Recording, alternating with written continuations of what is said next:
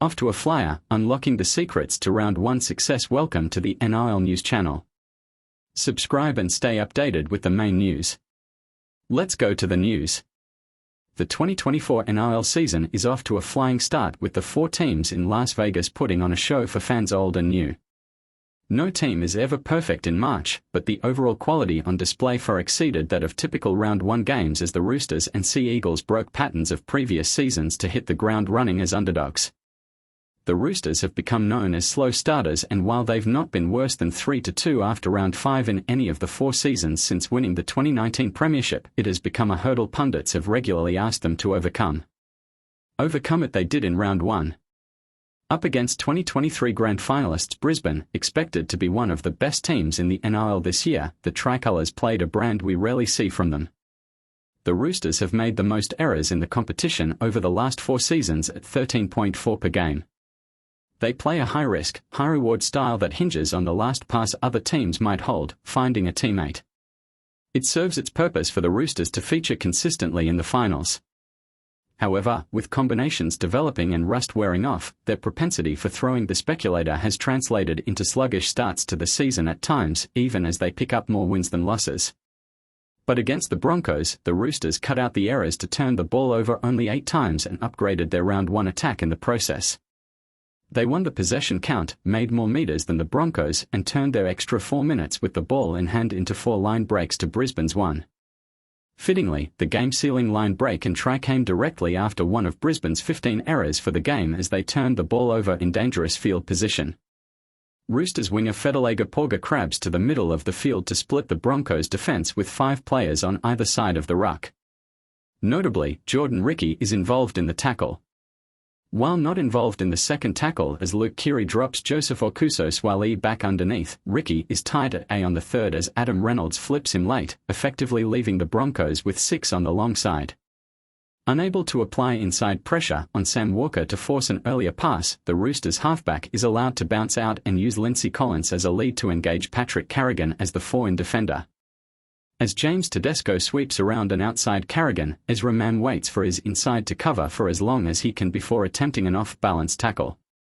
Tedesco breaks through it with relative ease and Victor Radley ends up under the posts. It's a well-constructed and low-risk play on the back of an opposition error, which isn't the first thing that comes to mind when considering the early season Roosters. Trent Robinson's side has managed fewer than 8 errors in a game just once since round 6 in 2020. There is every chance that we look back at this game as an outlier within another higher season. Nonetheless, it proved a recipe for success in this one and is something to keep an eye on as the Roosters look to shed the slow starter tag in 2024.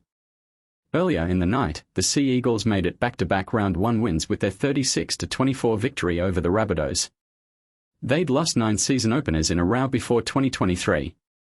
Much was made of the smaller Las Vegas field in the lead-up, and as a wide-ranging team that likes to shift the ball to the edges, the Sea Eagles loomed as a one that might struggle with less room. However, as Daly Cherry Evans mentioned in the post-game press conference, it put more focus on the middle of the field. There was a fair bit of energy burnt through the middle of the field because it was so tight, Cherry Evans said. They found a lot of success playing narrower between the tram lines before taking the space down the short side. Hormel Olakauatu led all forwards in both games with 184 running meters. Ben Trbojevic and Luke Brooks scored down the short side in the second half after Tom Trbojevic broke into the backfield following a short side raid before halftime. Throughout the 9-game round 1 losing streak prior to last season, the Sea Eagles never once managed more possession and yardage than their opposition. Only twice, both 1-point defeats, did they win either category. Whether it be by design, as a result of the narrow field, or a combination of both factors, the Sea Eagles didn't appear to shift the ball from side to side quite so much in Vegas. As a result, they dominated the middle of the field on both sides of the ball to win 52% possession while running for 1870 running meters, 227 more meters than the Rabbitohs.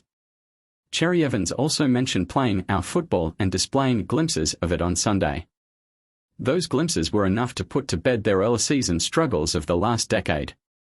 While it's only round 1 and trends and systems will develop in the coming weeks, it looks as though the Sea Eagles have upgraded their attack to be more versatile and threatening across the field. Looking ahead to the second installment of Round 1, the Melbourne Storm take on the three-time premiership-winning Panthers with their 22-year streak on the line. The best-prepared Round 1 club in NRL history takes on the most well-drilled and consistent of the last 4 years. Melbourne hasn't lost in Round 1 since 2001. Craig Bellamy has never tasted defeat in the opening round.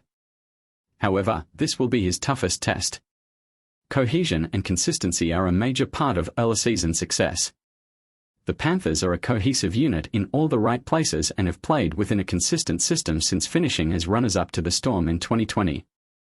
Ivan Cleary's side will look to compress the middle of the field, dominate in yardage, and patiently wait for the defensive line to crack or for the opposition to take risks they shouldn't. But if there is one factor that is always proven correct every year, it's that defense wins premierships. Defense wins Round 1 games, too. Consistently one of the best defensive teams in the NRL across a season, the Storm are dialed in from Round 1. They've conceded 20-plus points only twice throughout the winning streak. They give up just 14.1 points per game. Footy fans are looking for excitement to start the season, but this blockbuster shapes as one for the purists.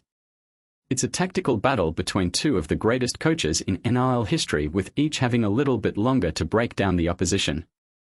As most teams look to dust off a few cobwebs, Bellamy and Cleary will need to dig into their bag of tricks early on to claim victory in Round 1.